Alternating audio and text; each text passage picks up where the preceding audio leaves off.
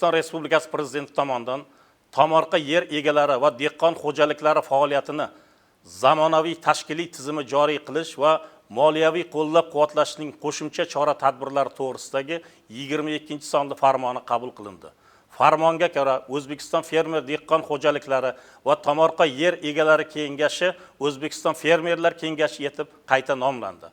Kambag'allikni qisqartirish va bandlik vazirligiga dehqon xo'jaliklari va aholi tomorqalarining rivojlantirish bilan bog'liq quyidagi qo'shimcha vazifa va funksiyalar yuklandi. Jumladan, aholi tomorqalari va dehqon xo'jaliklariga yer maydonlarini to'liq xatlovdan o'tkazish, ularda yetishtirilayotgan qishloq xo'jaligi mahsulotlari hisobini yuritish hamda onlayn mahalla platformasiga aniq va batafsil ma'lumotlar bazasini shakllantirish, tuman va mahallalarning ixtisoslashuvi bo'yicha salohiyat va imkoniyatlaridan kelib chiqib, tomorqalarda yuqori daromadli mahsulotlar yetishtirishning yashil va innovatsion yondashuvlar asosida tashkil etish orqali aholining yuqori daromaddan mehnat bilan bandligini ta'minlash va ularni kambag'allikdan chiqarish, tomorqa yer egalari va dehqon xo'jaligi faoliyatining rivojlantirish va qishloq xo'jaligi mahsulotlarini ishlab chiqarishni